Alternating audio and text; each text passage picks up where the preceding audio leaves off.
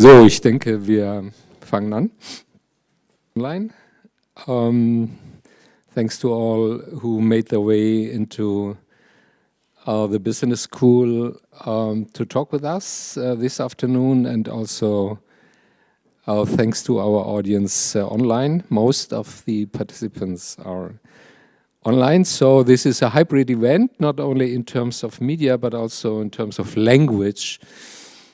We have a simultaneous translation, German, English, so please feel free to speak in one of the two languages you are most comfortable with. And I take this as an invitation to myself and will switch, if you allow, to my German mother tongue. So, haben Sie alle Kopfhörer oder what's about the translation? Yeah? If you, all of you who need translation, you need the headphones, of course. So,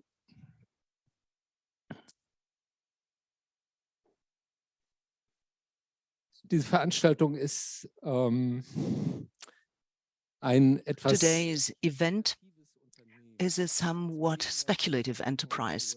At the present time, to discuss the economy of the Russian nation is, of course, fraught with a high measure of uncertainty, because no one of us today can predict what the outcome of the war in Ukraine will be.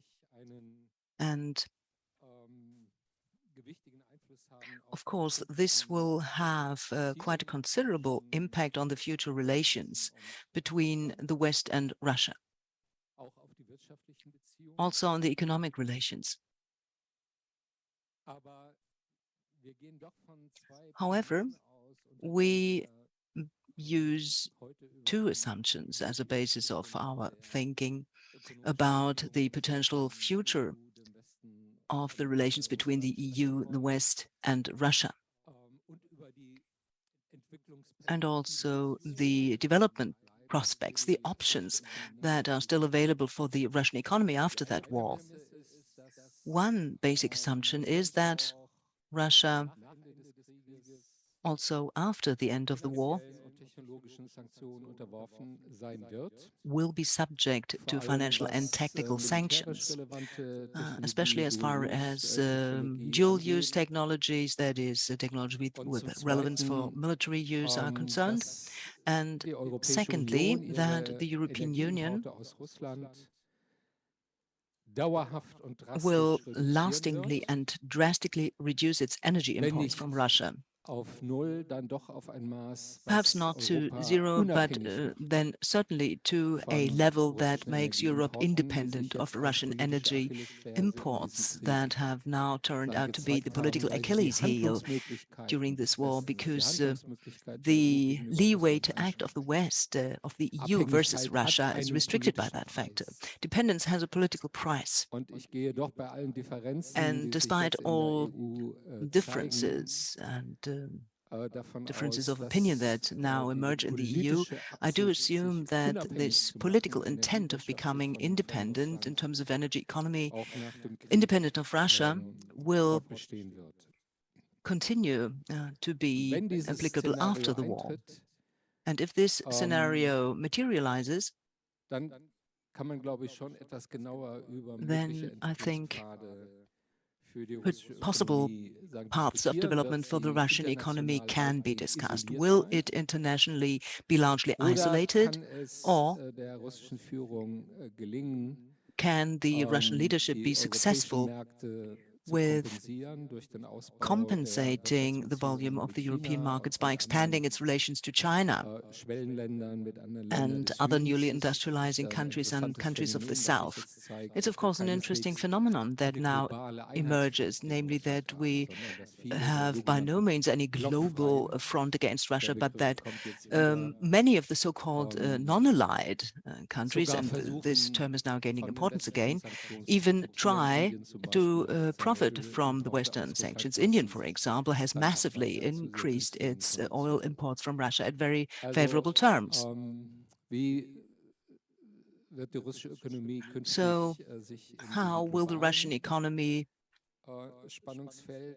in this global stress field move in future? What will German businesses do after this war? The response so far has been differentiated. Some have indeed stopped their Russia business, have sold investments, closed factories. Others have halted the business temporarily. Others continue with their business as far as this is possible under the current conditions. What backlash will the loss of the European energy market have on the Russian economy and also on financing the Russian state budget? And also, what impact will the increased drain of skilled workers from Russia have on the ability of the Russian economy to modernize and become vitalized? This is a phenomenon that has increased a lot since the beginning of the war, perhaps 300,000 or so. We don't know exactly, 300,000 well-qualified people who have left Russia. Whether lastingly, we will have to see, but I think it's right to assume that this brain drain will continue. These questions are, of course, not just pure futurology, so to speak. They also have an importance for the political decisions taken here and now regarding Russia. And they also touch on the question, what will be the character of the future relations look like between the EU/Germany and Russia? What political and economic impact will sanctions have? All these being questions which are of high topicality now and have often been related to one unanswered question, namely, what is actually the political goal of the European Union and NATO in this war? What is the idea of the end game? And this question has so far, and I would say consciously so, been left unanswered. But because it's unanswered,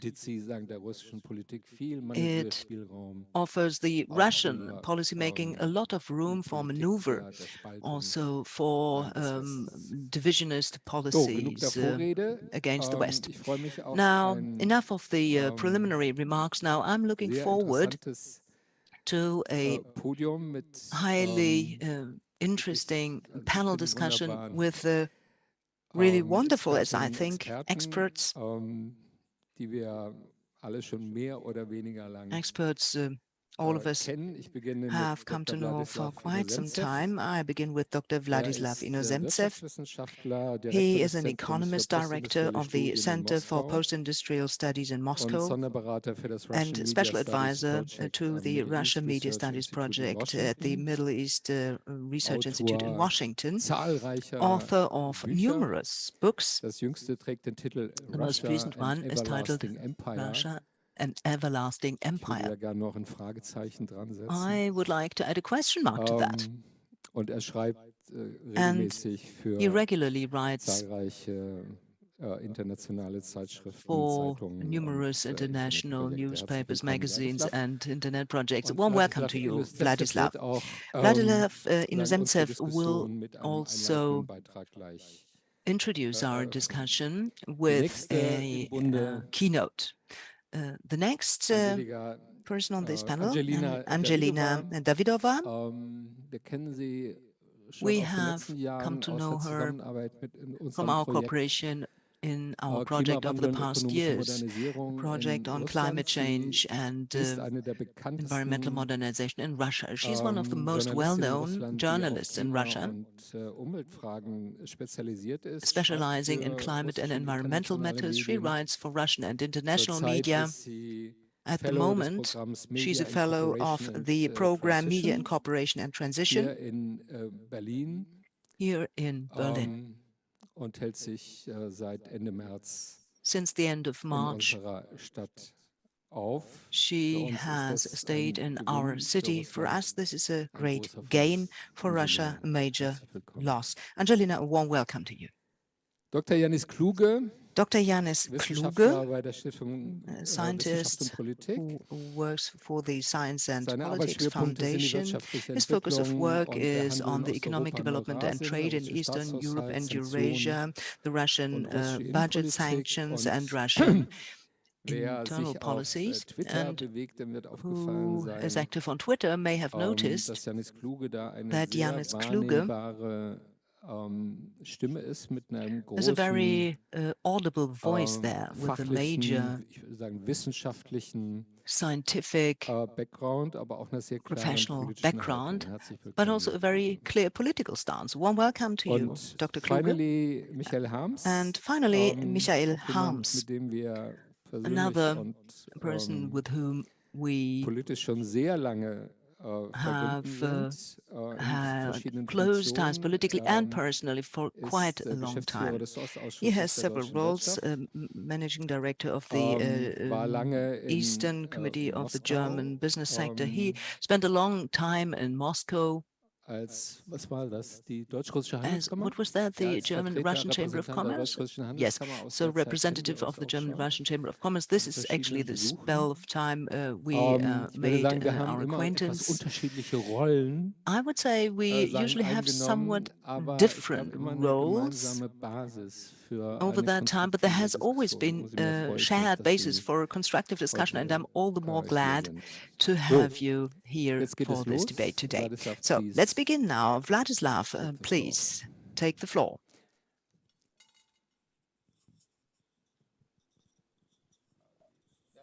Hello? Yeah, it's working, yeah. Thank you so much for inviting me to this presentation. I will try to put some bullet points quite short. So since we are talking about the future of Russian economy after the war, so first of all, we should say what the results of this war will be, immediate results, and what the Russian economy can look like in coming 1 to 2 years, because I would say no one can actually predict what happens next. So first of all, I would say that the Russian economy will experience a huge decline this year. I expect it to be more than it is anticipated by the Central Bank of Russia and the different international organizations, because many of these bodies, they focus first of all on financial issues, and now the Russian economic crisis is much deeper. One should look on microeconomic performance to investigate the depths of the crisis. So I would say that the GDP will contract by between 14 and 18% this year, and it definitely will continue to decline next year and maybe even in 2024, because I cannot see any kind of factors which can push the Russian economy up in coming years, because for decades Russia was a consumer-driven economy. It took a lot of technologies, and it imported technologies, and it applied technologies imported from the Western countries. It never industrialized in the proper sense of the word. It was nothing like, the Chinese or East Asia industrialization in Russia, or modernization, if you want to say this way. And Russia was a very good adapter of technologies and user of technologies, but it didn't produce any kind of high-tech goods or services. And so therefore, as the consumer demand will go down, as it will, because with a limited amount of money coming from energy exports, among other factors. So the economy also will go down, and it will not recover. Also, I would expect that the Russian economy will become more and more laggard compared to other large economies. And this gap between Western countries, first of all, and even China on one hand, and Russia, on the other hand, will greatly deepen, greatly increase in coming years, and there is no any kind of chances for it to be somehow breached in coming times. So my major conclusion from from all these points is that Russia will not even. So one should not speak about how long it will take for the Russian economy to rebound, but my estimate is it will never rebound to the levels of 2008 or even 2013. So for maybe it's a joke, but for the Soviet economy, the year of 1913, the year before the start of the First World War, was for many years like a benchmark to which the state of the Soviet economy was compared. And now for Russia, I would say 2013 will be a benchmark which will never be accessed and which will never be reached again. Because neither in technological issues nor in investment cooperation with the West or in the foreign trade as well, it will never be the same, I would say. So this is the first point I would like to say. So Russian economy after the war will be a declining economy and an economy which will more and more becoming more and more laggard from the Western economies. The second point is, of course, the point of cooperation between the West and Russia. And here I would say that we are heading, from my point of view, to a world without Russia, as I call it. Because actually it's not a new phenomenon, because if one looks back to the Soviet Union times, for example, to 1960s, when actually the oil and gas were not the major elements of the Soviet exports, and the Western Europe was not so much obsessed with them. So at that time, the foreign trade of the Soviet Union was a little bit more than 3.8% of its GDP. There were first examples of Western investment into Soviet Union, like, for example, the Fiat came and built what is now known as Avtovaz company. But nevertheless, the trade cooperation and the investment cooperation was very small. And even at that time, the Western world actually was doing well in economic terms. And this kind of deglobalization can actually, as I believe, can actually come back. Because there are two major elements here. First of all, Russia is now needed for the West as a supplier of raw materials and energy. And as Ralph said perfectly, that the Western countries don't want anymore to depend on the Russian energy because of the political unpredictability of the country. So therefore, I do not expect that this this dependence will end abruptly tomorrow. Yeah, but by 2025, 2026, the Western countries will really eliminate the dependence on Russia. And the Russians will also do the same, and they will go their part of the way, because, as also was mentioned, now the Russian government finds and looks for another markets for its oil, and it will look for another markets for its gas, and step by step it will divert the supplies from the Western Europe. So moreover, my point is that the Western European companies will also decrease their activity in Russia, first of all, investment activity, because now it's evident that any kind of profits which a Western company were able to do in Russia, to make in Russia, that they can compensate for the loss of businesses there. And we see what is going on with McDonald's, we see what is going on with kehr, and with all other Russian, Western enterprises like Renault, which was nationalized last week by the Moscow city government. And this actually is a huge process which will lead to almost complete abandonment of Russian market by the Western companies. Because the Russian market is not so big.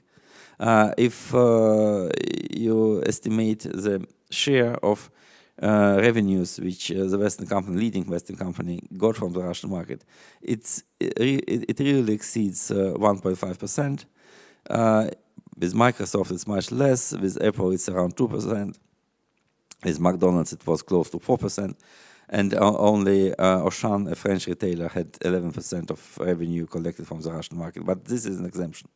So therefore, I would predict that the loss of Russian market will not be a tragedy to the Western businesses. For example, if one remembers the situation of 2014 when Russia announced an embargo on European foodstuff, if you look on the statistics by the European Commission on food exports, agriculture exports from the European Union, they never fell, even in 2014. So both European Union will find new markets and United States companies, American companies will find new markets for their produce, and the Russians will find somehow even less, even maybe not in so successful manner,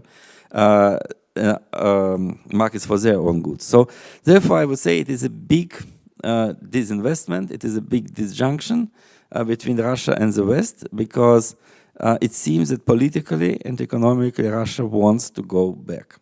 It simply wants to go back, and 4 years ago I never thought about this situation to happen, but I wrote a book which was called Uncontemporary Country.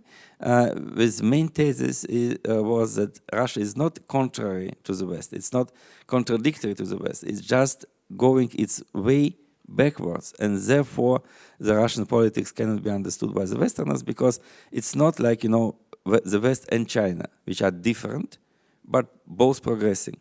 It's absolutely different situation, because Russia wants to go back, and Putin Putin would be very in a very good position if he participated in the Congress of Vienna in 1815, because this is the style and the logic and the worldview of the people from the 19th century, and they want to bring their economy, I would say, to the terms of this political approach. And the last, the first point, Russia is declining economy and it will decline further. It has no sources for progressing. The second point is it wants to achieve more autarkic position, and it will succeed. This last point would be whether it's possible to, I would say, to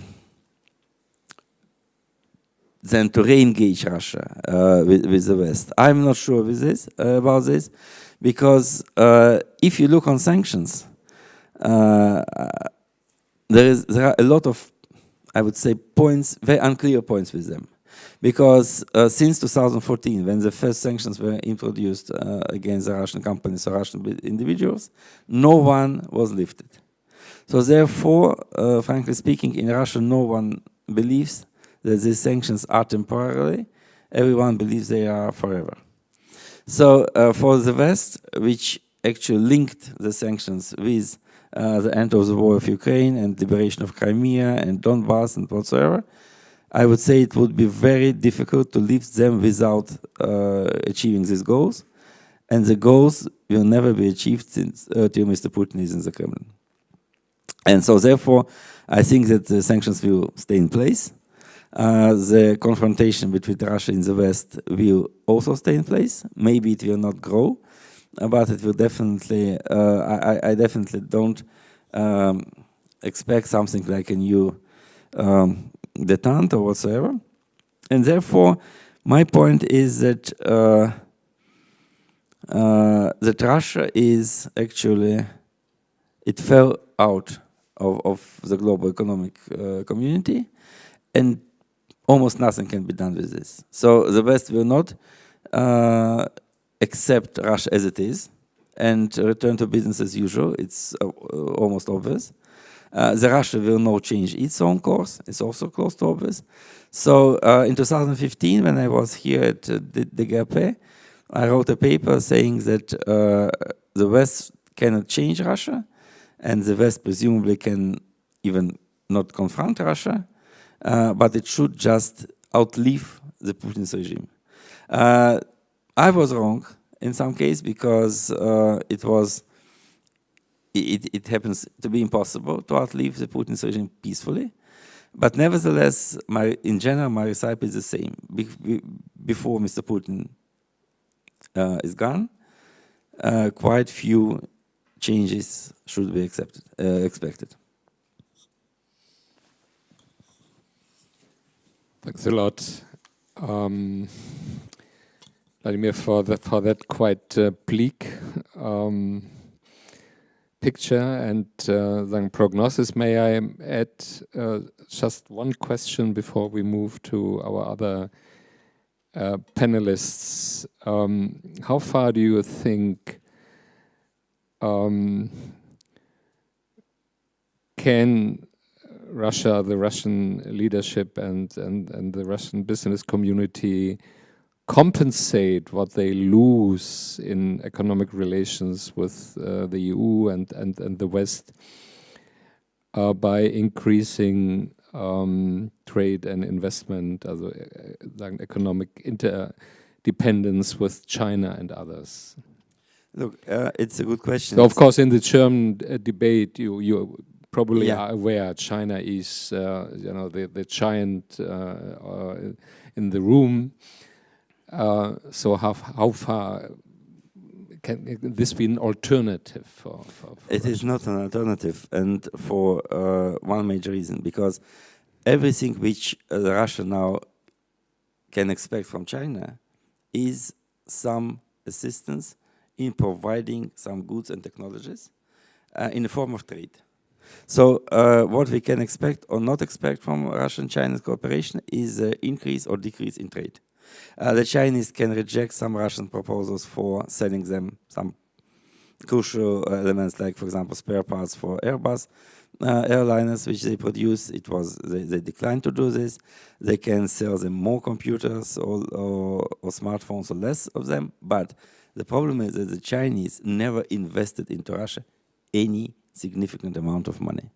It was maybe some kind of prepayment for the Russian oil. Of course, it was. They bought some stakes in a high-profile Russian energy project in the far north. Yes, it was real. They built 2 small automobile plants in Russia to produce their own vehicles inside the Russian Federation. But it was done just because it was a general rule imposed by the Russians for localization of automobile production and nothing else. So nothing like kehr, Coca-Cola, Microsoft, Volkswagen, General Motors. Nothing like this was done from the Chinese side, either from the Indian side, for example. So the cooperation between Russia and the West was a typical economic cooperation of the global age. It was consistent of, first of all, a lot of trade, a lot of investment, and a lot of personal exchanges. People moved back and forth. The Russians bought real estate here. More than 3 million Russians got residence permit and passports and whatsoever.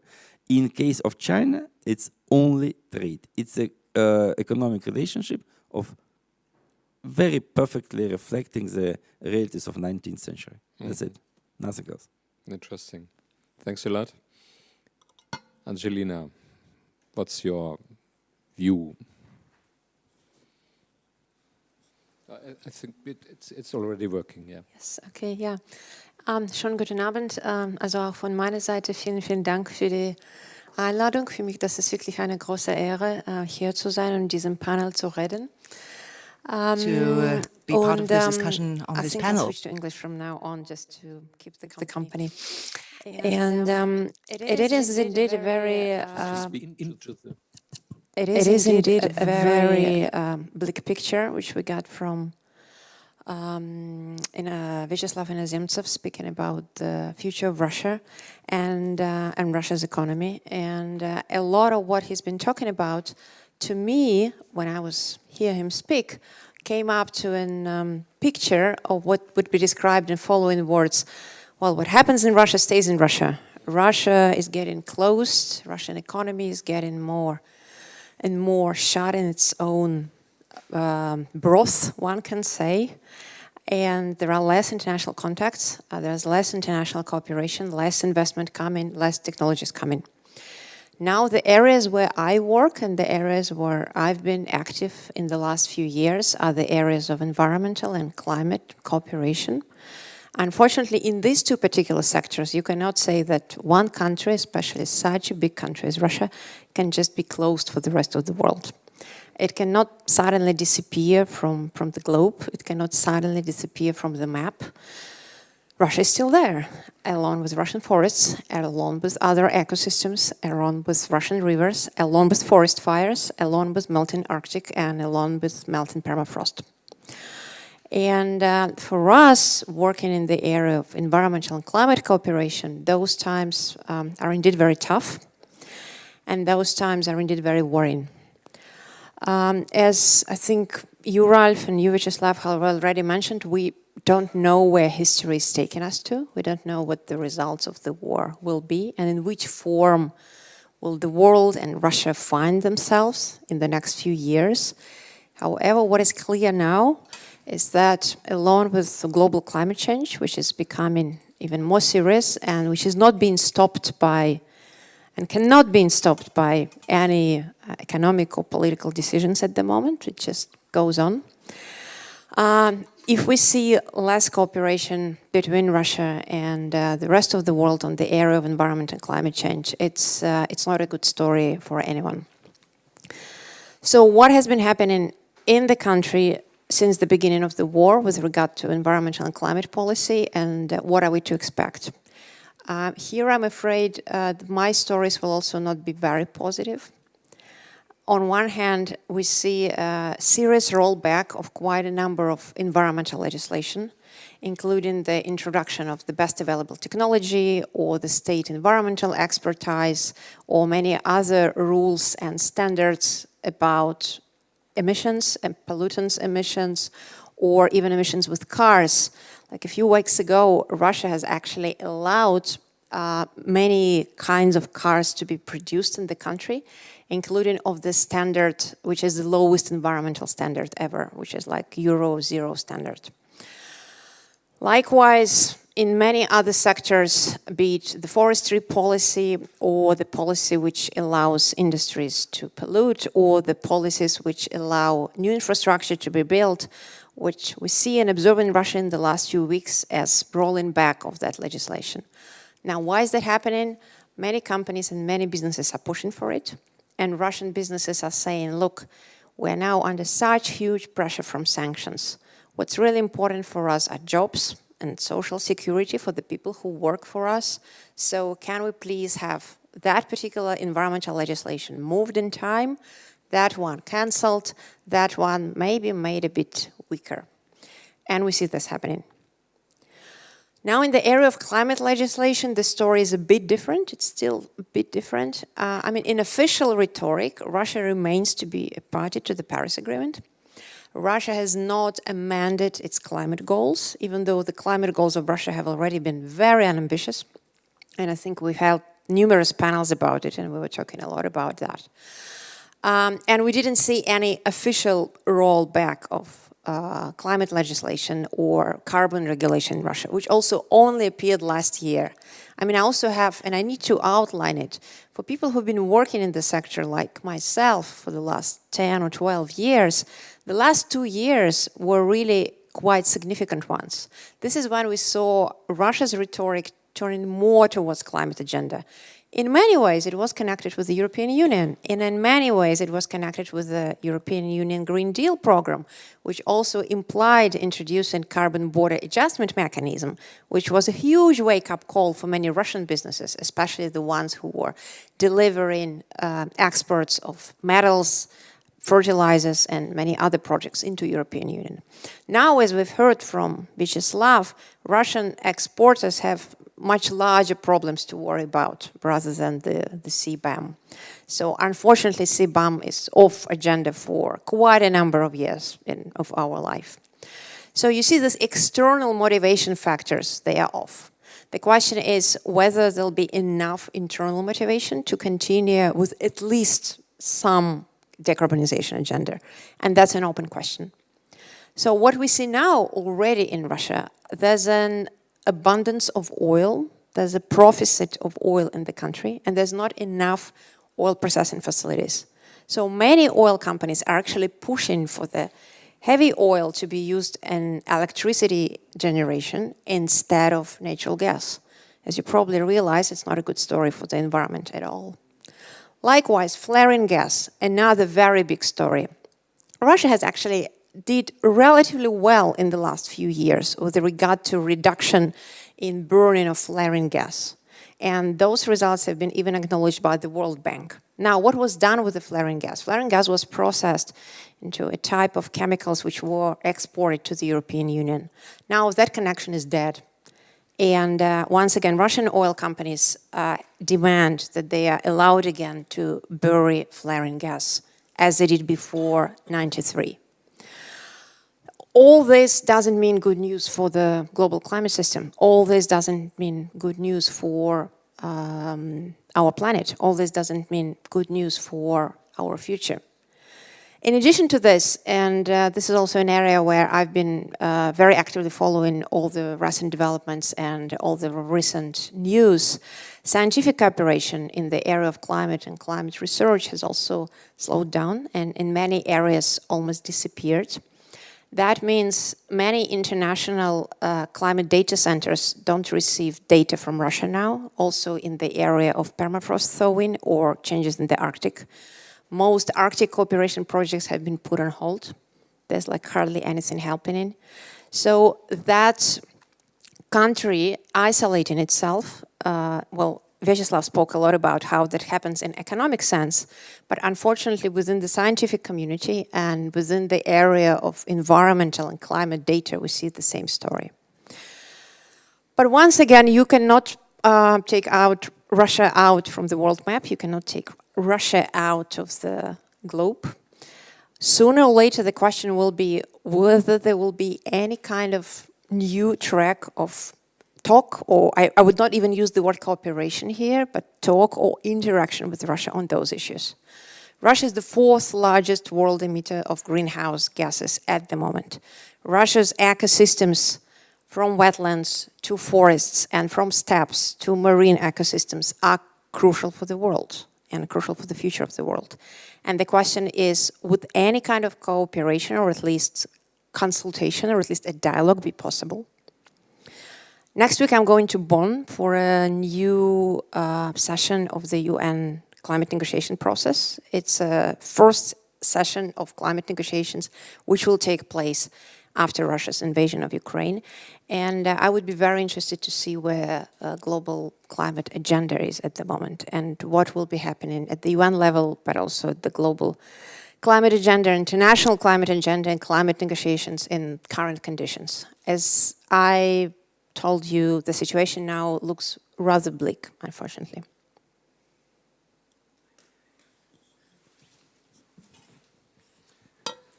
Thanks a lot, Angelina, especially for your last remarks. I've been touching the crucial issue of a kind of balance between a policy of containment and isolation on the one hand, and the need for cooperation on global issues, which will not disappear then after the war. And I think this will be one of the most critical challenges to the West, to find a kind of balance between these two elements. Next one, Janis Kluge. I would be interested how far you agree and disagree with which we have heard before. Thanks a lot. Thank you very much also for inviting me today. I will continue in English if it's okay, because then we have direct communication on the panel. I think it's interesting that you mentioned after the war so often, because for me it's just like a future it's difficult to imagine. So we might as well speak about later stages or later years of this war, because we don't know if and when it ends. Regarding the economy and the effect of the sanctions, I think there are different stages in which these effects play out. We saw the first stage in the first days, where we had a strong influence on the financial sector. We had a lot of uncertainty and actually some panic, initial bank runs. But due to the interventions by the central bank, this was actually, the situation was actually stabilized. So I mean, this first blow, you could argue that Russia sort of weathered this first blow. Now we are in the second stage, and this is the question of supply chains and the real economy. Because what we are seeing right now is that we have a massive disruption of the previous supply chains, and we have basically production processes falling apart. This is also, it's a process that will take time, because some things are still in stock. Stocks are running lower, so I mean, we are still not at the bottom of this process. But I would also like to emphasize that there are also sort of self-healing processes going on at the same time. It is not clear, where this will end up. But of course, Russian companies, and Russia is a market economy, it's not like the Soviet Union centrally planned. And all Russian companies are now looking for alternatives, and some are finding alternatives. So I mean, it is difficult, it's much more difficult than before, but there's also, this opposite process going on of companies healing or, re-establishing their supply chains, both logistically and financially. But overall, it's clear, where it's going, and this is maybe the third stage that we will see probably in 2 or 3 years, where we have a different economy. It is not clear where we will end up, but it is already clear what the direction is. And the direction is that Russia's economy will be more primitive, because it actually relied a lot, like Vyacheslav characterized, on imported technologies. And it's simply not possible to have an economy with cutting-edge technology employed if you are under these kind of sanctions. This will not be possible in many kinds of production, especially on the higher level, and high-tech production will simply not be possible in Russia.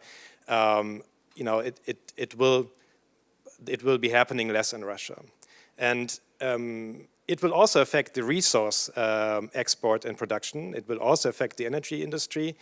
So we already see the forecast that Russia's oil production will go down maybe even by 3 million barrels per day this year, which is about 25–30%. And also, of course, gas production will have to go down if the EU actually, imposes a gas embargo at some point, because there's simply no other direction where this gas could go to. But still, at the same time, I expect Russia's economy to become more resource reliant, simply because other things are working even worse. And this is true, for the economy. So I mean, what we will see is more export of not in volumes more, but in terms of the share. Resources, raw materials will play an increasing role in the export, and Russia will import more finished goods and will not, finish them itself in the future. And much of this, of course, will come from different economies, will come from China. But I would also say, I'd like to point out that the embargo that is imposed on Russia right now, it actually is not as strict as it seems right now. I mean, right now we have a lot of self-sanctioning by Western companies. And depending, how the next months and years develop, and I'm really looking forward to what Michael Harms has to say on this, we might see some activities returning. So I'd say at least half of the imports which Russia is lacking at the moment from also Western economies is due to self-sanctioning, and due to risks, from doing business with Russia, not because there's an explicit import embargo from the Russian side, from the EU side. And maybe to sum up, one aspect which is, I think, crucial is that there are huge economic incentives for circumvention of sanctions. And this is already creating, I think, a large industry in Russia of people, of organizations who will try to circumvent, will try to import via third countries. And so we have a big much more informal sector, which also goes hand in hand with less publicly available information about the economy. So Russia, to some degree, will turn into a sort of shadowy backyard where we will have, where things will be less transparent, and some, maybe semi-legal structures and businesses will be done. And this might also, give an impetus to organized crime. We will have to see how this develops, but usually if you have sanctions and if things are, there's these strong incentives to circumvent them, there will be somebody offering these kind of services, and this is of course a problem. And finally, there will be a bit more, or maybe a lot more state intervention, because Russia's reaction to these sanctions is that the government tries to keep the appearance of normalcy alive as long as possible. So they will try to keep jobs alive. They will try to make it seem like everything is okay, even though many things are falling apart. And this will require more and more state intervention to regulate prices, to even impose higher trade barriers, to allow Russian companies, for example, to produce cars which are not compatible internationally, but still need to be produced because the workers need jobs. So I expect the state to play a more important role as well in this future economy, which will materialize over the next 2 or 3 years.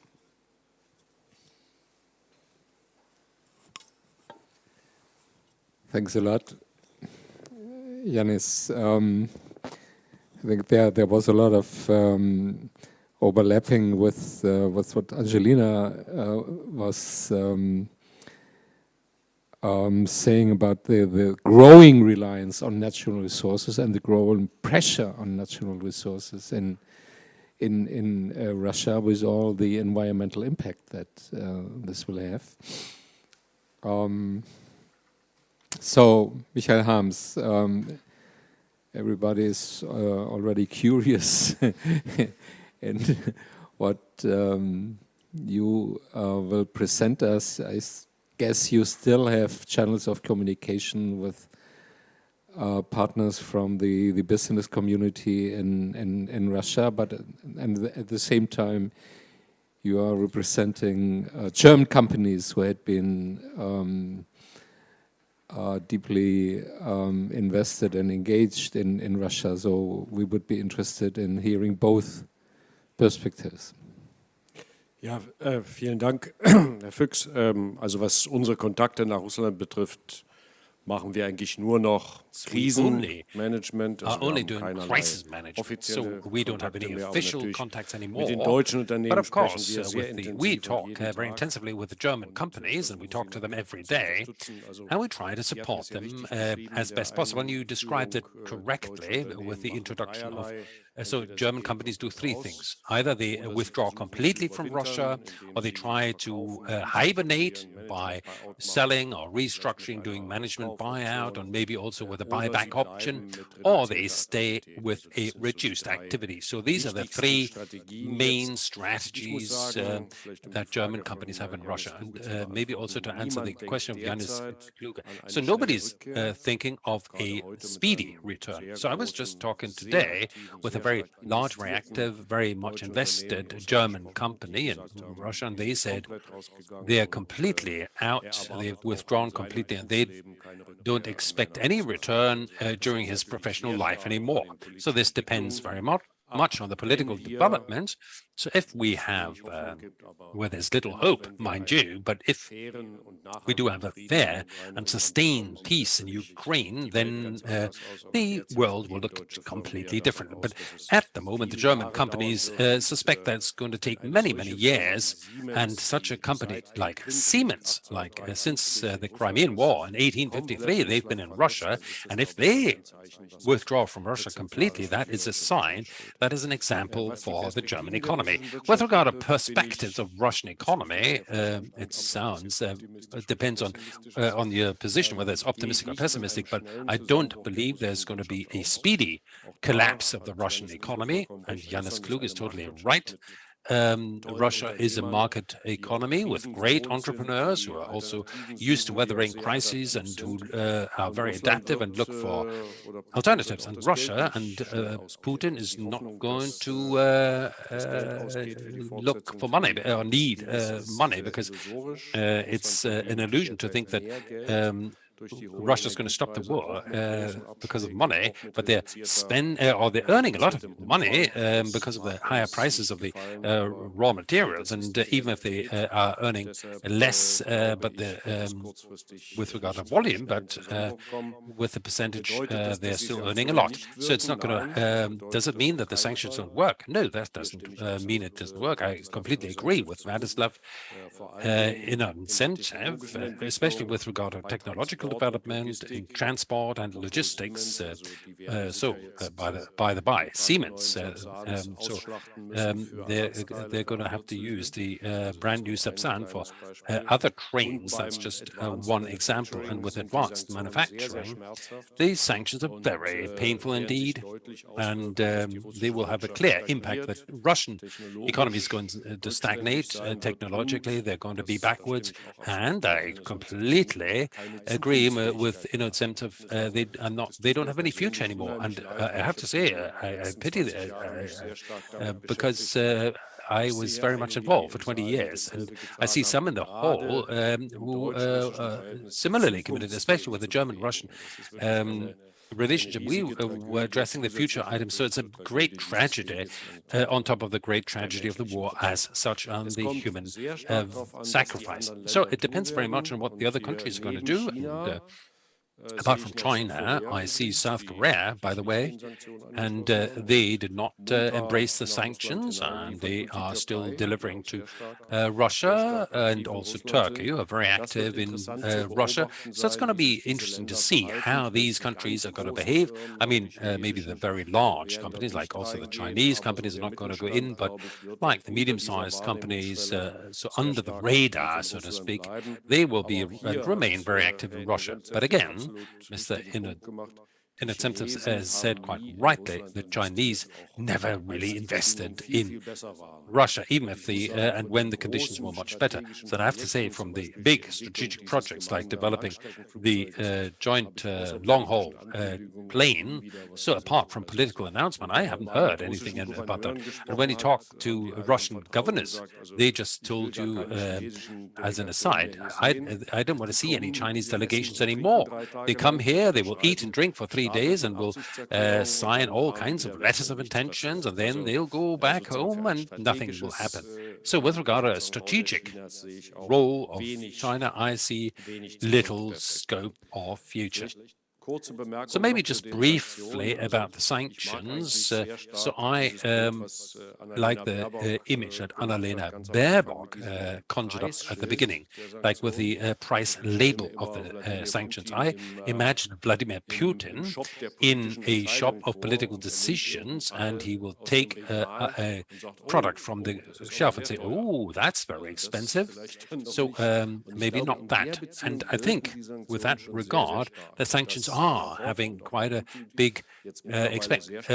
But Mr. Lavrov and Mr. Putin are talking about that the sanctions should be taken back, at least in part, shows that the sanctions are having an effect. So what I don't think is right is, with regard to political strategic, is the American approach to say we need to weaken Russia to such an extent that they can't conduct any war anymore. You can have a discussion about that, but I think that's absolutely something that plays into Putin's narrative and will consolidate the Russian elites rather.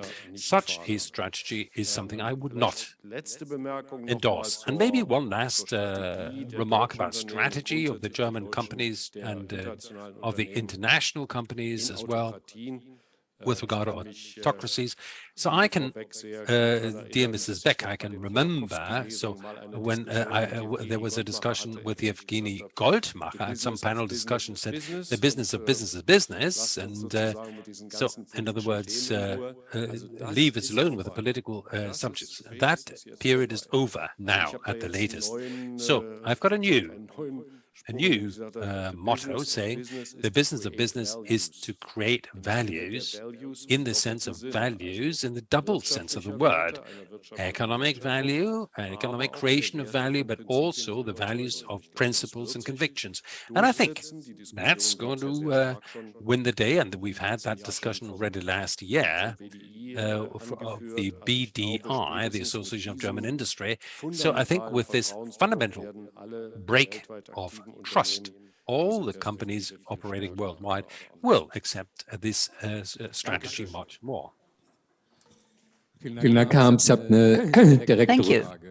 I have a direct query, Mr. Harms, regarding your criticism of this announcement. I'm not yet quite sure whether it should be called American policy or strategy. Rather, my impression is that the two administrations are still having vague ideas about their medium and long-term goals. But when you are saying you think it's wrong to economically force Russia to its knees, to express it in a drastic way, and the actual purpose was to undermine the ability to conduct war on the side of Russia. This is, of course, based on an analysis that the attack against Ukraine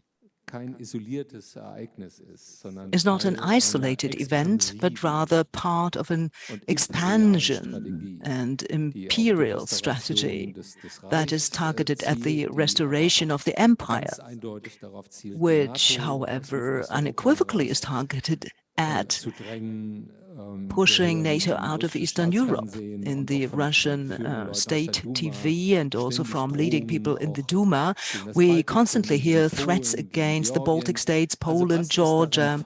So what is wrong about saying the ability of Russia to conduct war must be weakened lastingly? Well, for me, it's rather a question of the wording. I absolutely agree to say, okay, let's raise the costs for Russia so much through the sanctions that this is a deterrence. That it is an incentive to stop this war and also to deter them from engaging in further wars. But I think this is wrong because this internal policy consolidation and this narrative that is fully feeding into this idea of the West has always conducted a war against Russia, and this will consolidate the Russian elites. So with the same factual policy, so to say, I would much more play with a carrot and a stick and say it's upon you. As soon as you stop fighting and withdraw and sign a fair peace, then the sanction will be relieved. Not saying time and again, we will destroy you. I think this is, in terms of the marketing, so to say, this is wrong. Will the panel respond to any contributions, Mr. Kluge? Perhaps if not, I would like to allow questions from the audience already here and now. Encourage you to ask questions, file short comments. We also have received a few first questions from the chat, such that we can open the discussion a bit. Mr. Kluge, yeah, just very briefly. I think this point is really important and really a key point. The carrot and a stick approach, namely the time of the carrot is over. I think I don't believe that under Putin we can still create cooperation with positive incentives, and this is also my impression I have of the political discourse in Germany, in the EU, and overall in the West. It is about undermining the ability to conduct war, but there are staggered approaches that you can make Russia poor. You can do that in a more targeted way by blockading certain technologies and trying to hit the military sector or the budget more. But honestly, we also have to say, yes, the strategy is a form of containment, and I believe this is nothing American. Rather, it's also the helplessness that, for us to have access to internal policy decisions. I also would like to alleviate a bit what you said about internal policy consolidation. I don't think the elites will group around Putin because they have the feeling that the West is against Russia. No, but because there are no alternatives for them at the moment, because this rupture means the loss of everything to them. And this means that I would not rack my brain so much about the Russian narrative at this point. There were always two explanations of when Russia conducts a war. Number one, when to distract people from that. This is something I have never found convincing. The second version was they conduct war when they feel strong and when they feel they can afford to run risks. And when we look away from that and took also a look at the readiness to conduct war, I mean, we have to have an honest discussion. I think the goal also of our oil embargo is that it is a form of containment. We don't set out any positive incentive alone because we want to get out of oil. We won't say in 1 year we reverse that. So this will not give any positive incentive. So this is a very important point, as I believe. But like I said, the time of the carrot is over. As long as Putin is in power, it's over. Please go ahead, Angelina. 3 very short points in order maybe to expand our discussion a bit. And there was a lot said about how Russia is looking for to divert its exports, say oil and gas exports, to China and India. But I'd also like to bring in another example. The wood exports, the export of wood products and forestry products, they've also been affected by some of the sanctions and some of the self-sanctions. Say a number of large Finnish forestry companies, including Stora Enso, declared they would not buy any wood products from Russia anymore. China is willing to buy more wood products from Russia, and China is willing to buy much more wood products for Russia. But the question again, whether China would need any sort of sustainability certification of those products, or will it just buy anything under a lower price, the way it's doing with other resources? As some of you probably know, the FSC, the Forest Certification Council, which used to work in Russia for quite a number of years, and once again had quite a few achievements in the area of sustainable forestry, mainly driven by the fact that clients and investors from Western Europe and North America were very much interested in the history of where this wood is being produced and how it's being transported. They were asking for it. Now, once again, China and many other countries are not asking for it. So it might be, again, not good news for Russian forestry sector, for Russian forests, but also for global forests and their sequestration capabilities. And 2 very short other points. We speak here a lot about oil and gas. Russia's economy and the world economy is not only about oil and gas, but it's also, for example, about metals. And as we know, metals and some types of metals are also crucial for the global green transition and global decarbonization. Some from basic metals like steel and aluminum to rare earth metals and rare metals. And here the question would be, again, what is Russia's role in it?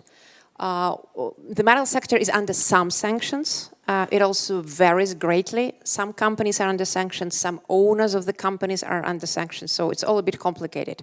But here the question again, what happens to the metal sector? Will any kind of sanctions will be lifted, and whether demand for metals coming from Russia will come back there just because the world needs more metals, and the world will need more metals with various kinds of metals in connection with the global decarbonization and the world aiming to global carbon zero by 2050.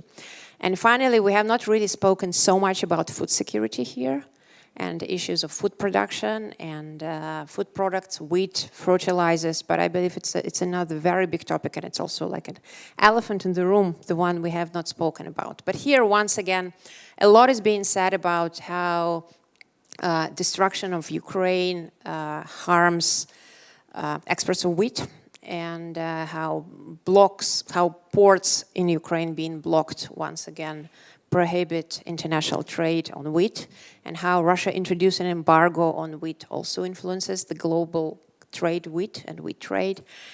But another side to the story is that many other countries and many other parts of the world are also looking at expanding their wheat production and expanding their fertilizers production. And those countries are very often in Latin America. And that would also mean more rainforest cut down for the need of global wheat and for the need of production of fertilizers. So you see very distant effects of events which take place in Ukraine and Russia, but do not stay in Ukraine and Russia.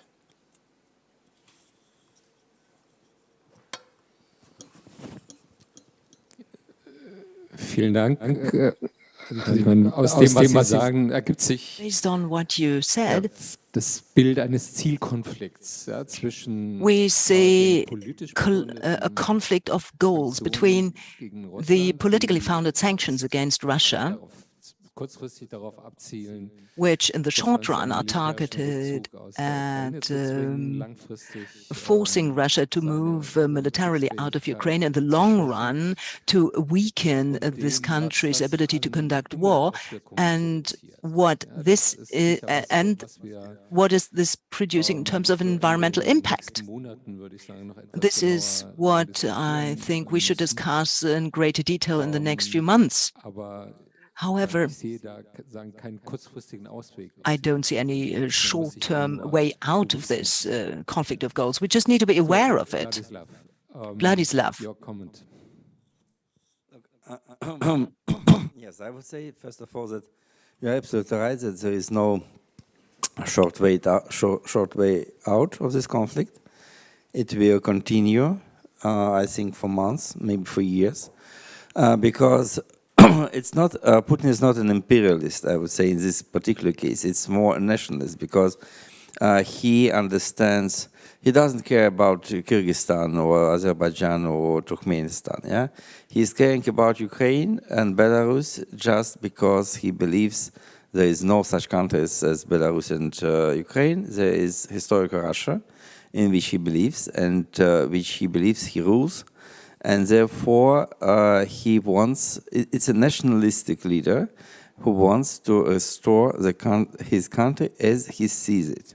It's a big problem for the world that he sees it this way. But nevertheless, it was said by him many, many times. And it's not about the collapse of the Soviet Union and the reconstruction of the Soviet Union or the Soviet system. It's just about historical Russia as he understands it. The second point is, of course, about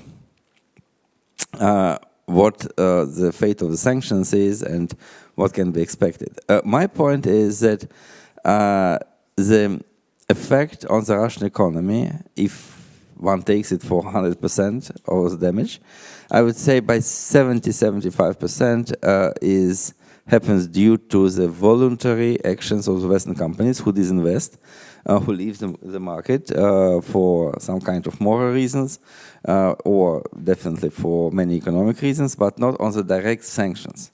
The direct sanctions already imposed by the Western countries, I would say, contribute 20–25% to overall decline of the Russian economy.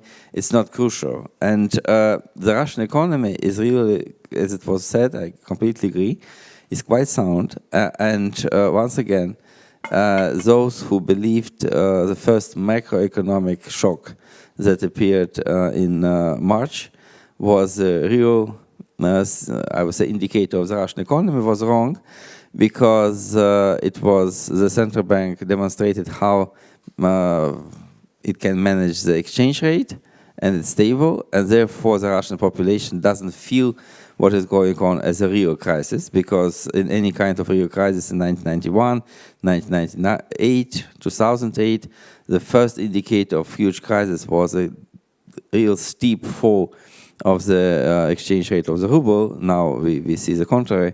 So therefore, once again, on macroeconomic level, Russian economy is manageable.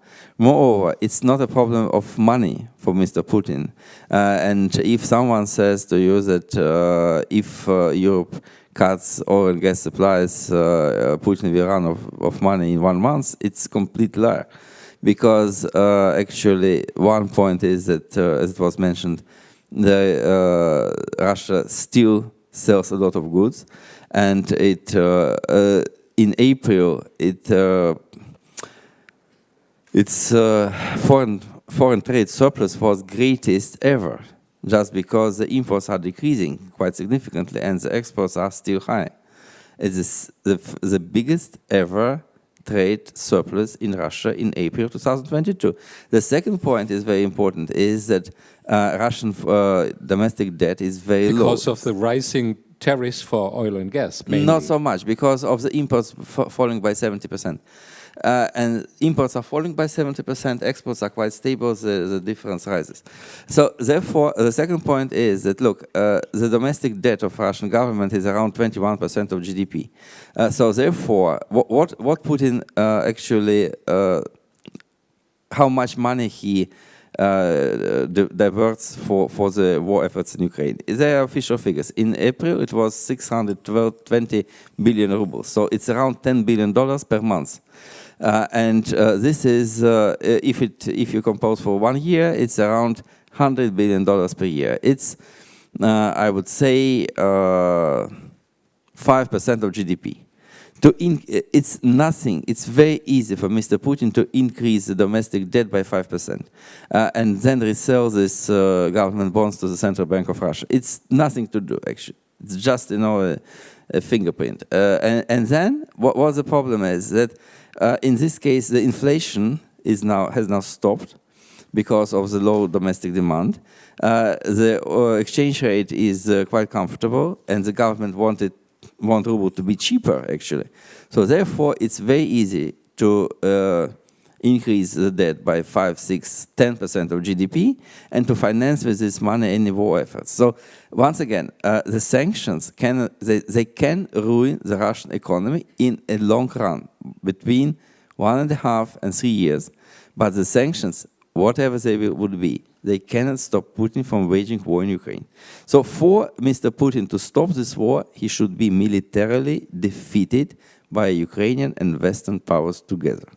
And this is the only one way to stop the war. He should be defeated. It's not about to disallow him to wage war forever, or to disallow Russia to wage war forever. But this particular war should be won. And this is a major issue, because the sanctions have only secondary importance in this situation. And so to finalize it, it's I would say even the major point here I would make, and I stop here, is that it's not about to stop Russia.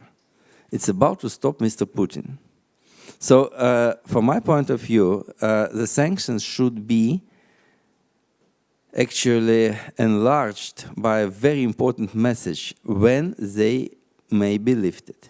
My proposal in this case would be not when the Russian forces are withdrawn from Ukraine, but at the point when Putin is out. And this differs the question, because we saw the issue of Mr. Milosevic, who was declared a war criminal. He was asked to go to The Hague, and then he lost elections, and he was sent to The Hague by his own team. And actually, without Mr. Putin in the Kremlin, you will have different Russia, not ideal Russia, not westernized Russia, but different Russia, with whom you can speak. And with Mr. Putin, it's impossible to speak in any possible reason. For moral reasons, for practical reasons, and for strategic reasons. This would be the step towards open regime change, which, you know, is a kind of anathema. It's a taboo in the Western official discourse. So, but we will report your statement. So. Jetzt erste Wortmeldung.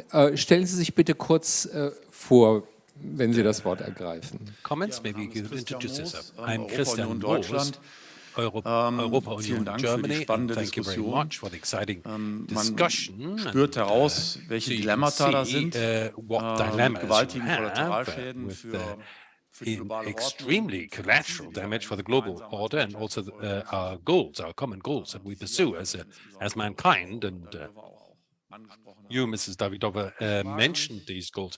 And I'm asking myself whether we should be much more comprehensive, more decisive in our answer. In the sanctions, I believe we can see that what is currently being decided in Brussels, for instance, is rather the contrary effect, and would actually create income due to a rising price of oil and gas. And the sanctions, as they're designed now, will not actually achieve the goals that are defined, and regime change is difficult anyway. And I think in Germany we're too afraid of the threatening nuclear war, and in the Vietnam War, the Soviet Union and China also supported northern Vietnam massively militarily, and the Americans didn't trigger Armageddon, but they just withdrew at some point. It was pretty embarrassing for them. So, of course, you can always compare the situation, but I'm asking myself whether the West has totally failed, that it didn't actually give a military answer. I mean, the Ukraine said, shut down the airspace at the beginning. And shutting down airspace over Ukraine is not an attack on Russia. You have to say that quite clearly. And I fear that we've got a mix of appeasement and parole de guerre with similar fatally consequences as we know it from the history. So we don't know what the fatal consequences will be. But it's rarely that works out, and I'm pretty concerned. And my question to you is, what do you say? And so you didn't talk so much about the military issue. I mean, Germany especially, and I fear quite rightly, is being criticized, Germany, for the military aid. And what you can hear from well-informed sources, we're not doing enough. And sure, I like any understanding, any words, I must say, how little people learn from history. I'm pretty distraught.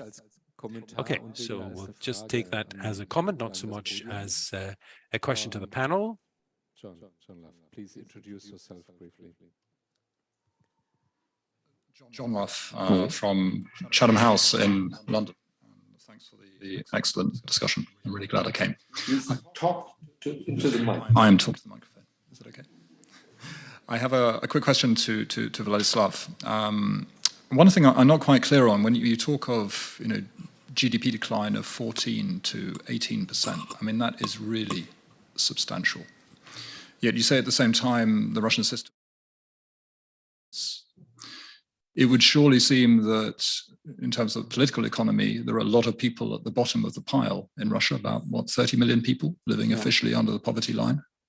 That problem surely has to be managed in some way. So you say 1.5 to 3 years to inflict real harm on the Russian economy. What is the scenario at 2 years? What is actually going to happen? Okay. Oh, that's yeah. Yeah, look, it's a very good question. I would say that, first of all, how sustainable is it? I think it's possible to survive, definitely, because actually what I would say in general about the post-Soviet countries, we never saw any chance for mass popular political upheaval which appear due to economic reasons. So in Georgia, in Ukraine, in Moldova, in Belarus, we saw dozens, or maybe many at least, many cases when the people went to the streets and actually revolted against some political, assaults on their political rights, rigged elections, political killings, and whatsoever. And never it happened due to economic reasons. So my point is that in Russia, the people, they dissociate very much economic hardships with the role of the government. So they can suffer. They will try to do anything they can to cure this situation. They will get second jobs. They will economize. They will do something else. But they never will revolt against the government or oppose the government because of the decreasing quality of life. Of course, this time it might be different because for 10 years so far, the real quality of life is not improving, and then 10 years after 10 years of stagnation there is another dip. So maybe it will hurt, but I'm not sure. And actually, I would not bet on this issue. That's the most important issue. So the second question, how you can feel the situation is getting worse. I would say that already 11% of all Russian enterprises have experienced at least some of disruption in their production. Not production chains, but in production process itself. So they stopped for several days.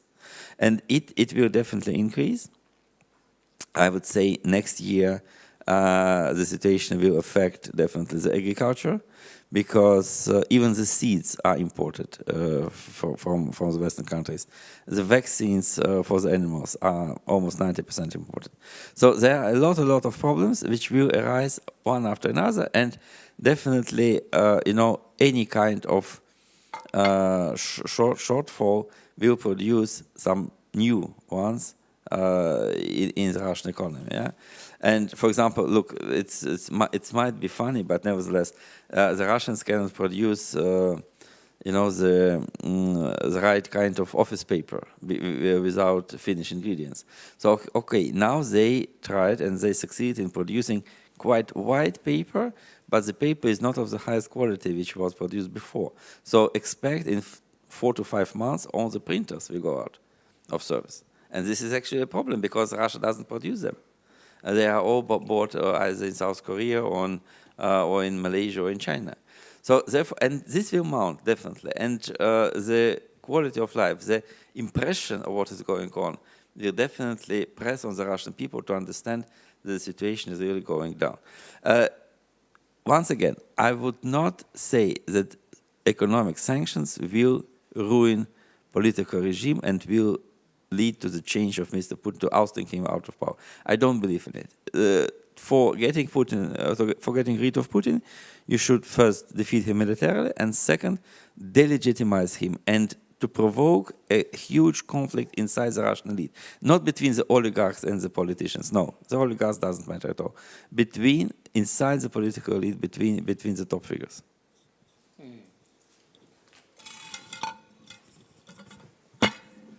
Janis Kluge, vielleicht von Ihnen nochmal ein kurzer Kommentar, wie Sie die Wirkung von Sanktionen. So Janis Kluge, maybe just briefly, what do you think of the sanctions and the effect of sanctions? Also in a combination of restrictions, especially against the Russian energy sector, and restrictions with regard to technology imports. So Russian technology exports into Russia. Well, I would agree with the discussion just now and latch onto this. I think it's important to say that a drop of 10% of GDP doesn't mean some don't lose anything, but some will lose half of what they've got. And so there's a 10% GDP drop. So it's important for the political economy of Russia. So who's going to suffer most from the sanctions? And we can expect that the core electorate and core supporters of Putin are going to be protected against that more strongly than those who are critical anyway. Unfortunately, that's the way it is, so that the collateral damage of the sanctions, that those Russians who are networked internationally and maybe also work in international companies, they will be hit hardest by the sanctions, and that is not to be avoided to a certain extent, but they're going to lose most, whereas the staff members and employees of the security apparatus that weren't allowed to go to the West anyway, and probably that they did enjoy certain Western consumption, might be able to continue to do. And they will be happy about increase in their salaries, and also pensions are going to be protected to a certain extent, and also state employees. So the distribution effects is going to affect most. So in other words, they're going to see to it that it's not going to hit the part that is important for maintaining the power of Putin. So that's the members of the security apparatus. So the 10% GDP is going to be distributed unevenly. And the second point that is also very important is we're talking a lot about numbers, and these numbers, regardless of whether it's inflation or the real GDP, are based on prices, but these prices don't contain the information anymore that they had before the sanctions, because the problem is for the standard of living in Russia is not that they cost something, but certain things are not available anymore. So in other words, if the inflation is 20%, this does not express the absolute loss of quality of life, because traveling to a certain country, it doesn't have a price, but it's just not there anymore. And this loss of choice, which is has a great impact on the standard of living, like, I don't know, it's not going to be affected so much by GDP or inflation. So that is an important point once more. So we don't know exactly, so we cannot quantify it properly. So thank you very much, Marie-Louise. So you can have a discussion about the future of the Russian economy. You cannot have that discussion without talking about Ukraine today. And I would say that the factor time, and this is what your discussion has shown once more, plays a gigantic role when you look at it from the perspective of Ukraine. That's a gigantic role. And how different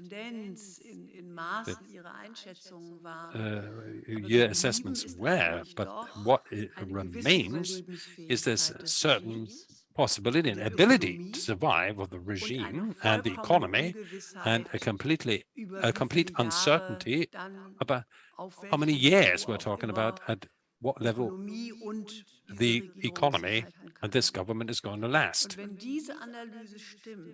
And if this analysis is right, and now you think back to Ukraine today and the fact of time, then it is completely clear that the question of military equipment to support Ukraine is at the top of what is necessary today.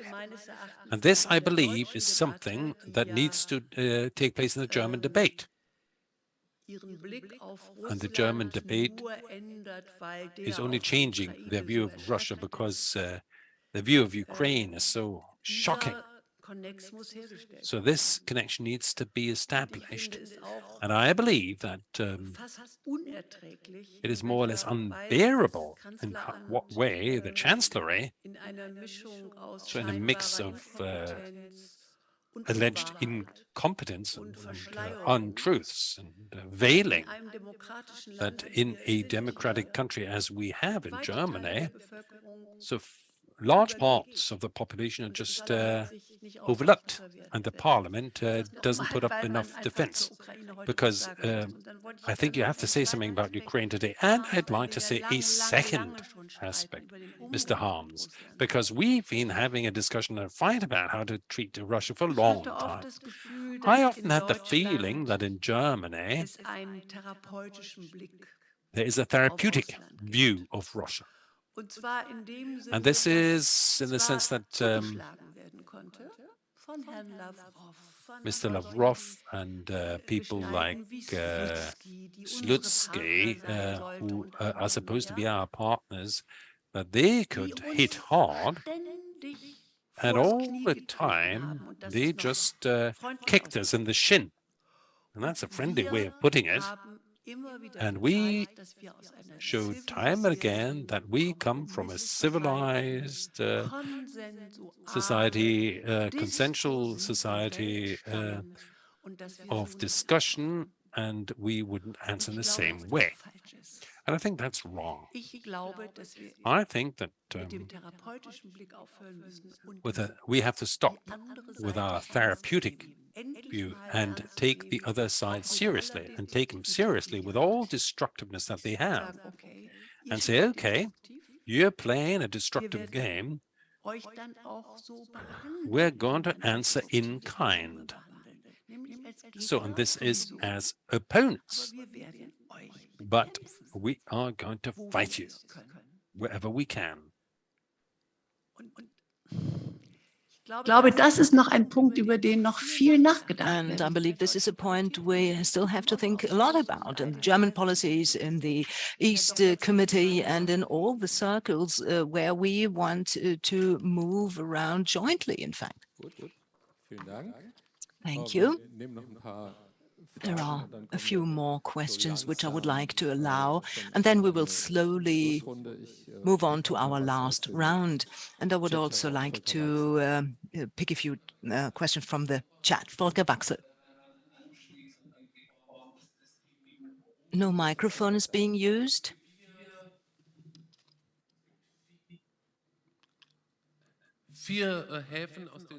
There are 4 ports from where oil is exported from Russia to the international market. And we have learned that other states, especially India, buy this oil, which we are boycotting, partly also today. The most important ports are in the Baltic. That means through German straits of water, which are under international law and must be kept open under national law. The most important export routes for Russian oil are running. So is there any debate about that? What are the international law and political reasons, geopolitical reasons, global policy reasons for not thinking about that any further, whether here the international maritime law must be respected this way, or whether these waterways through the German Bight can become part of sanctions in some way, infringing the normal maritime law conditions, based on what Marie-Louise just said. Is there any debate, any ideas, knowledge? Well, one might seriously consider whether oil tankers transporting Russian oil can be sanctioned, or vessel insurers, or without an insurance, no port will be ready to accept any Russian tanker in. So there is definitely quite another range of instruments if the oil embargo wants to be given so great effect that one wants to prevent that the Russian oil is not exported into other regions of the world. This, however, is a debate that has not yet really been conducted. I will take this question home with me and also perhaps fit it into the next round. You also wanted to say something? Yes, I'm Leila Lieber. I'm in Bosch Academy, Robert Bosch Academy. Previously, I came there from Oxford University. I basically share your view on how Putin should be defeated with both the commentator and Mr. Inozemtsev. I'm just wondering whether we put too much into Putin's sort of hands in terms of Russia's rentier state. There are quite a lot of objective reasons to block modernization. Objectively, it's known modernization is blocked. Petrodollars replace statecraft, which means that once you cut off the power from major source of it, oil and gas resources, the weakness of the institutions start to show it sort of force, and maybe the decline might be partly explained by this weakness of institutions as a result of the, rentier economy. And my question is in this regard, I mean, he definitely tries as a spoiler. There is his role, of course, as a spoiler to target both audiences, domestic and external. How do you think, has he already exhausted those resources, both externally and domestically, as a spoiler by this war? Because it depends very much on the balance, on the sort of decline of economy on the one hand, and ideational effect of the war as a victor. And how do you assess EU decision, which was just EU deal energy on energy decline? And it's a question to all, actually. How do you assess this EU recent deal? Yeah, thank you. Gut, vielen Dank. Ich würde noch gerne 2 Fragen aus Thank you very much. I would like to allow and summarize 2 questions from the chat and also ask them to you for your answers. To what extent, and I think this mostly goes to Angelina Davidova, to what extent will the climate change and the international climate policies have an impact on the Russian economy? In 2025, 2030 horizon, irrespective of the war and the sanctions, there has always been a founded presumption that the current Russian economic model is hitting its limits because it's mainly based on the export of fossil energies. And if the international community is serious about the climate policies, over the next 20 years, the business rationale for this model will disappear. Will this become aggravated now? And from your viewpoint, are there any intrinsic reasons for the Russian power elites in order to drive this transition from a fossil to a post-fossil economy? Who would like to begin in this final lap? Perhaps it's not yet our final lap. We still have some more time, but let's say first final read. Mr. Hans, please. Well, I would like to respond to the comment from Mrs. Beck. This is truly, to be very honest, a very wise but also very painful question. This is the question I'm thinking about all the time, and which is also my personal tragedy, if you like. Of course, I fully agree with you. The style, also what we sometimes have seen in the Petersburg dialogue, I mean, the German attitude there was sometimes not just friendly, it was nearly a bit like a Stockholm syndrome. I can recall when Putin made an appearance at Süddeutsche Zeitung 10 years ago or so. He said, "What do you want to use for heating? Wood, twigs?" And the whole room was laughing. I mean, this was absurd, but anyway, in terms of the style,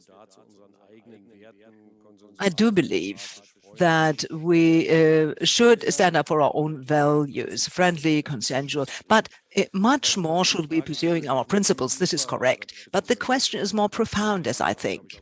Sigmar Gabriel, I think, said, we are, of course, liberal, but not stupid. I think this is quite a good thing to say, but I do believe what we have repeatedly said.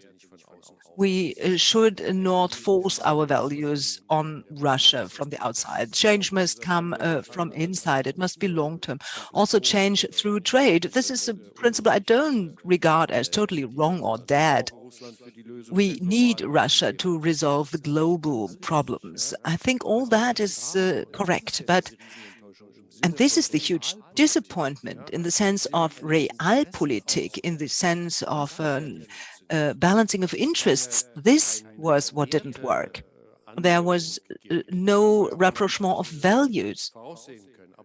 I mean, that this would not happen, this could be foreseen, but this balancing of interests, this is where we hope for. But this is such a fundamental rupture regarding our the own interests. I mean, this is what I'm really astonished about, and what the right answer is there.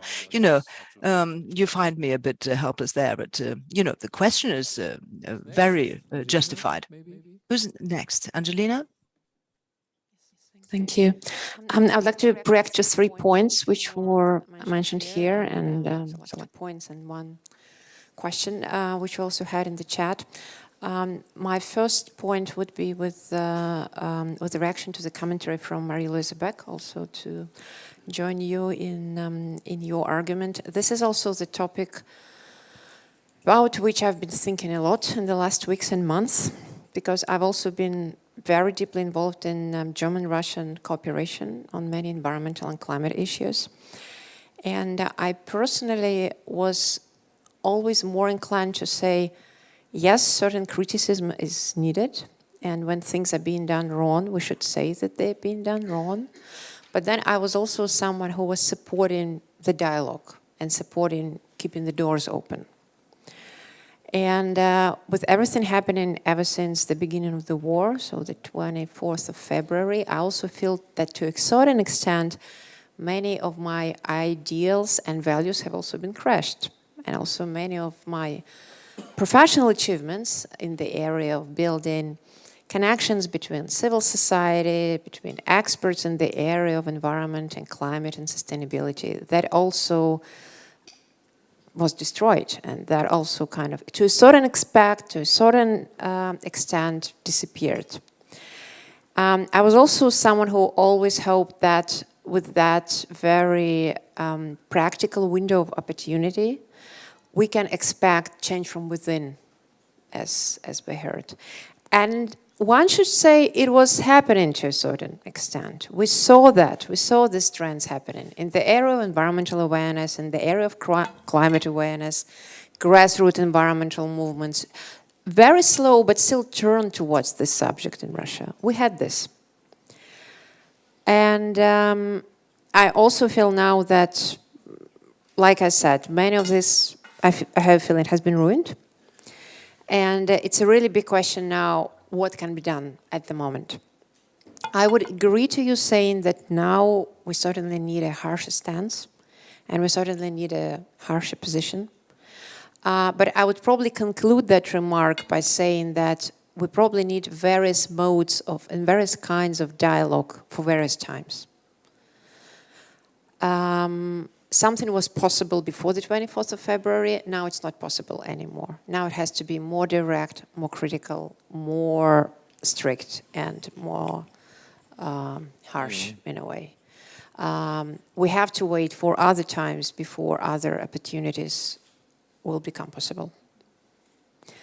Now to your question about the tankers and the tankers routes, I would align with what Ralph said, and I would also refer to a recent discussion which we had with Thane Gustafsson, who is a renowned expert on oil and gas sector in Russia.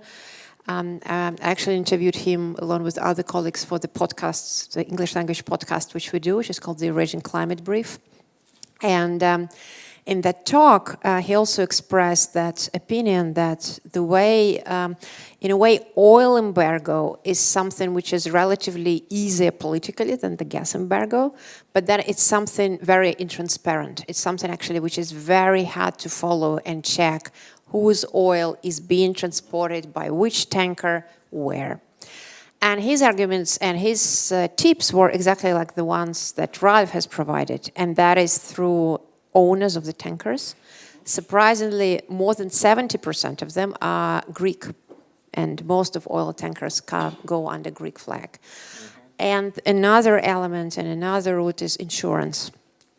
And as we're talking now, actually, I just saw on Twitter that the next pack of sanctions of the European Union will probably include a ban on on European insurance companies to insure tankers which transport Russian oil. And we would also have to understand that a lot of insurance and reinsurance companies are actually based in London. And they are the ones which will probably be easier to influence. So owners of tankers and insurance, just to support that argument. And then finally, the questions which we had from the chat and which Ralph kindly merged together. So fossil society, whether Russia actually had any interest in the very first place in the low carbon agenda, whether Russia's economy has been doomed anyway because of the global decarbonization trends. Well, as I mentioned in my first comment, what we've seen in Russia in the last 2 years was a somewhat very modest, but still turned towards decarbonization issues. In some ways, it was just in words and not in action. But to a certain extent, I would say there was that shift in thinking about how important climate and decarbonization topics are for the global context, but also Russian political context. And just to give you a very practical example, many Russian oil and gas majors, they just followed the route of their Western counterparts. most Russian oil companies have developed the low-carbon development strategies, announcing plans to go net zero by 2040 or 2050. Gazprom and Novatek were very much looking into the area of hydrogen, blue hydrogen and green hydrogen. So in a way, they were observing those trends happening. And Gazprom Bank actually was the main investor into renewable energy sector in Russia, surprisingly. So in a way, one could say, yes, Russian economy was very much based and built and profiting from fossil fuels and other fossil and carbon-intensive sectors. But then there was this window of opportunity of looking into these new sectors, from hydrogen economy to some very modest development of renewable energy and many other like smart ways to go with resources, like the way you can manage them in a smart way. The really big question now is what happens with all of this. The stories which I told you in my first remarks were not very optimistic stories.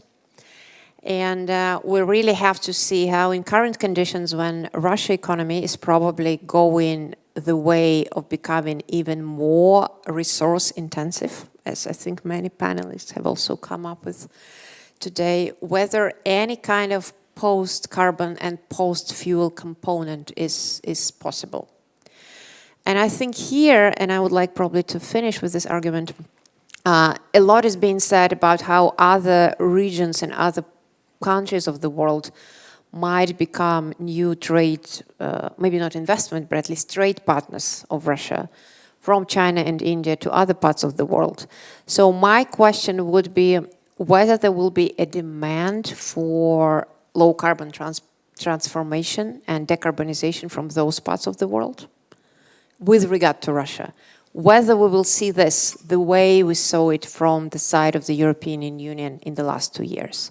Whether we will see that demand and that impetus for Russia to do at least something in the area of decarbonization.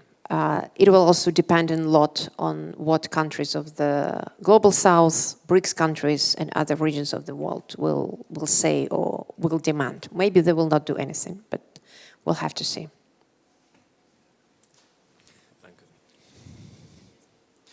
Vielen Dank, Janis Kluge. Ja, ich würde noch mal einen kleinen Punkt aufnehmen von Michael Harms. Ich wünsche mir eine Diskussion mit Michael Harms, vielleicht können wir das irgendwann mal machen, zum Thema, ist Wandel durch Handel tot oder nicht? Und das können wir, also es ist eine eigene Diskussion. Is dead or not. So that's a discussion of its own, and we can spend more time, so not just with Russia. So maybe I believe the discussion on different values was always a bit went in the wrong direction. So the problems we had with Russia in the past and now, it's not about values, but it's more about fundamental things like there's certain obligations that are not met, and there's they're lying, and treaties are just violated. So, and the debate of values was a little bit of a wrong direction, a bit of a red herring there.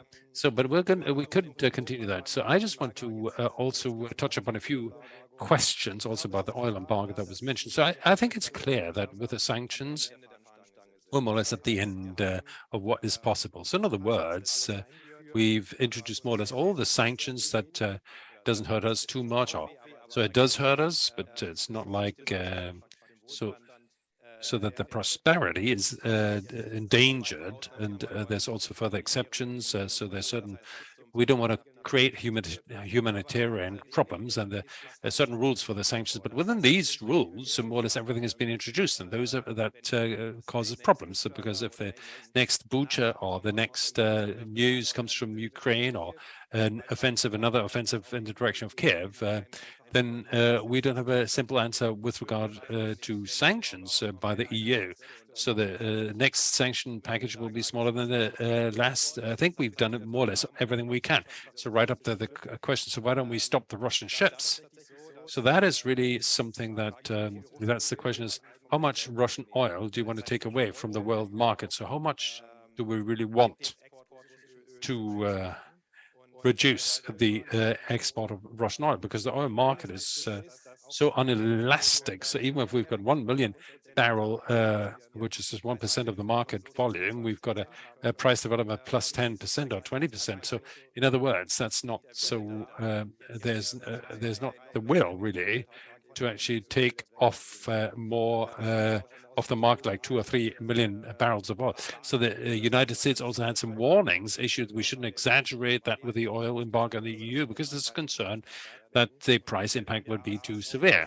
And in gas, we've got a similar situation. So in other words, these are areas where it will continue with measures, but at a speed that is manageable from the perspective of the European and the German government. And it also plays a role what the population can take and what the mood, like in Germany, is amongst the population, and also in other countries of the EU, and that will determine the speed.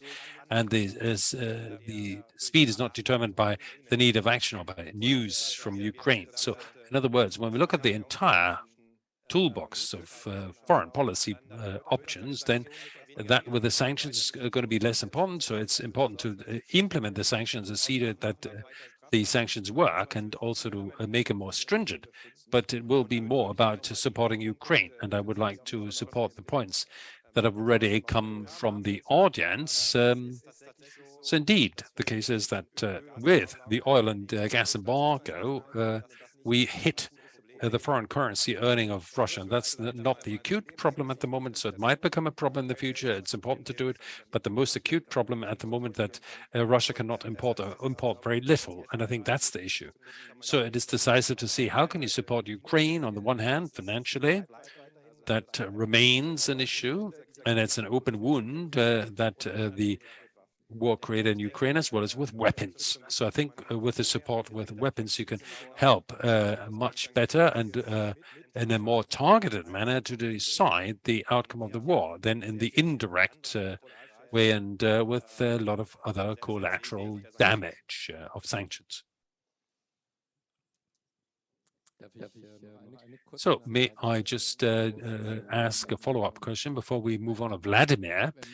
So when you think your argument to the end that it's counterproductive to take a lot of Russian oil from the world market, so what's the sense at all of the oil embargo? So then actually it's only that Europe should become independent of Russian oil. However, that we will not actually reduce the income or the exports of the regime. So it's like wash my hide, but don't make me wet. So it's like an economic tool. If you want to use that economic tool, then you would need to also stop Russian oil exports to other areas of the world. But of course, that means collateral damage. That's clear. So just briefly as an answer, it is important, even if they continue to sell Russian oil, it's important that we don't buy the Russian oil. So for the credibility of the EU, it's decisive, even though we know that others are going to buy it. So we can also pressure those who are buying it. But even if it's the same amount of oil, and of course, India with its import, they cannot replace the EU completely. So there will be some damage. But also the, let's say, like the symbolic level, so even if it sounds like symbolic and small, but it's important that we are not the ones who will pay Russia the money. So even if the economic impact is decisive, there's another level, and in order to look at the EU and its credibility, and that would be endangered if we were to continue Russian oil. And there's other instruments too that currently are not being discussed, how to keep the oil on the market in the world and hit foreign currency earnings, like with tariffs and also price fixing. And so this is something that is not being discussed in Germany, but maybe one should continue to think in that direction. But it's also a question of speed. So now what I would like to stress that the current price hikes is not just because of the sanctions, but it's also due to the post-COVID recovery, and it's also too little investment in that area in the past years. And this also means that there's unfavorable starting conditions with what happened with the sanctions. It's like there's a price difference between Russian export prices and the prices that we pay for oil that we're importing, and that gap is pretty big. So there's a price discount, and if we look at the price development of the export prices in Russia, they haven't risen, but they also will suffer from the sanctions. They're going to suffer from the oil embargo too. So the argument that the sanctions generate more income in Russia is wrong, I think. But still, there's the danger if we do progress very quickly that there's an oil price of $150 or $200 from the Western sources or other sources, which are not always high quality sources either. So thank you very much. Vladimir, over to you.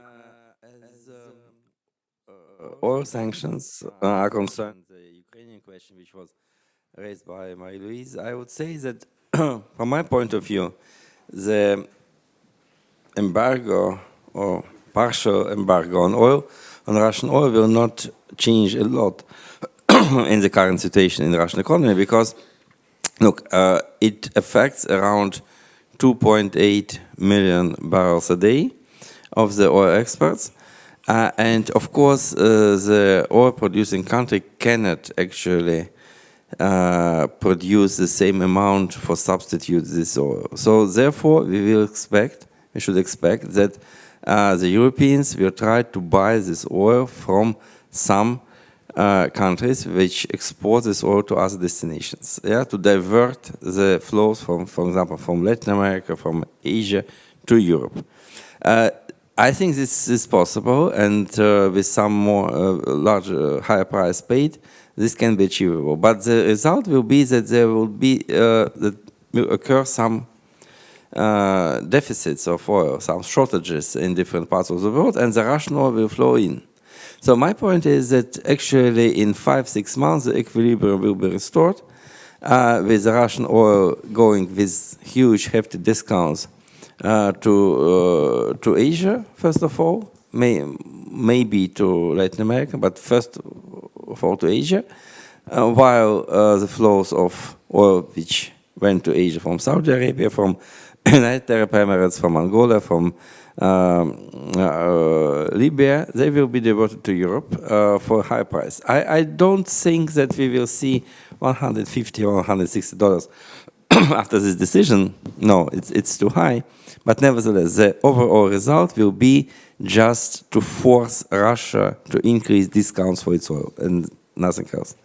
So therefore, I would say, and I tried to say this in different publications, that my advice would be not to impose any kind of embargoes on the Russian energy, but just to buy it more and more, to lower the prices, but at the same time to impose a tax or a levy on these imports, directed immediately and directly to the needs for restoration or for reconstruction of the Ukrainian economy.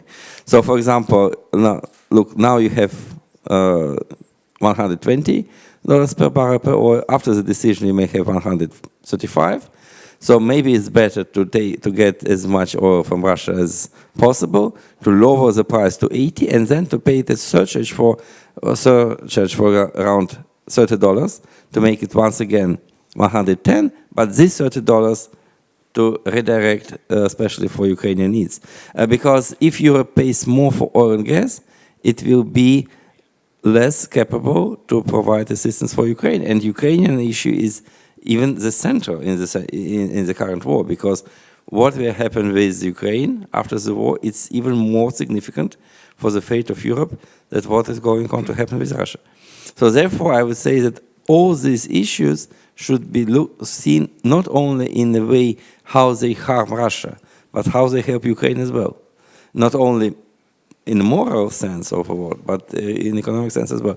And the very small point about the shipping issue, I would say that, of course, we cannot do anything with the closing, for example, the straits in the Baltic Sea or in the Northern Sea for the tankers shipping Russian oil, because it's a sense of a naval blockade, of blockage of ports and communications, which is actually a part of the definition of aggression. So therefore, I would say that this issue is not an option. And the freedom of navigation will be restored anyway. So yes, the major issue with economic sanctions, Man könnte natürlich eine solche Blockade koppeln an die Aufhebung der russischen Blockade der ukrainischen Schwarzmeerhäfen. Look, I agree, because the Russians are ceding the Ukrainian ports in the Black Sea, and the world can do nothing, yeah? Because there are a lot of issues which can be taken as a justification for much more sharp response from the rest of the world, but this sharp response fails. So therefore, I would say that my point of view is that the economic sanctions, they can be felt, and they are felt in Russia definitely, and they will somehow partially destroy the Russian economy, but none of them will help Ukraine to survive and will allow Ukraine to win the war, except of military assistance, growing military assistance from the western side. Vielen Dank. Ich glaube, wir könnten die Diskussion noch stundenlang fortsetzen. Werden das auch bei anderer Gelegenheit tun. And we will do that at another point. And I just want to mention two small final comments from my point of view. On the one hand, it's the fundamental question of that has been picked up on the discussions time and again, and that's the future relationship with Russia. So I am convinced that we are entering a new stage, and that old illusions, and I want to pick up on the compensation of interests, balancing of interests. So I don't know whether that's a thing of the past. Even we're looking at Ukraine, parts of the Western and the European politics, and maybe also parts of the federal government are still hoping for a balancing of interests, because they're shying away from what Marie-Louise said. There is a system, so a systemic opponent we're dealing with. And this reminds us old relationship with the Soviet Union. But the Soviet Union was a status quo power, but now the Russian system now is a revisionist system, and that makes them dangerous. And also with the Soviet Union, it was always a question of who is going to win the upper hand. Who is going to gain the upper hand against whom? Which system is going to win over which system? But there was always possibilities of a cooperation at certain points. So there was arms control agreements, there was also to a limited extent, there was economic cooperation, but it was always clear, so apart from maybe the Social Democrats, that at the end of the day there was cooperation within the framework of opposing systems. And the question at the end of the day is, who's going to win the upper hand? And I think that is something where we can't take a step back as compared to Russia. No, so it's not about peaceful coexistence or the balancing of interests. No, it's the question, who's going to win? And in Ukraine, it really is about who is going to win militarily. That is also a question that people will shy away. So who's going to win this war militarily? And the factor of time plays a central role, because Ukraine cannot actually afford such a long, devastating war for various reasons. And but Russia can set on a war for attrition, but not the Ukraine. So we need to do everything that Ukraine is able in the short term, so within a few months, so at least to push back the Russian troops behind the lines of the 24th of February. I think that is the challenge which we cannot duck from. Daran wird sich dann auch, glaube ich, entscheiden, welche Art von... I think this will also decide to what extent there can at all be a cooperation with Russia. or whether we have to switch to a policy line that is very much targeted at containment and isolation. I think this is a quintessence of today's discussion. So many, many thanks. It was an extremely stimulating discussion with a follow-up on in the coming weeks. Thanks also for everyone who joined us online, and my apologies that we could not take up all your questions. And for those who are here on site, we still have the opportunity to continue the discussion informally. We have some refreshments served here, so you're invited to stay with us for a while. Many thanks to all of you.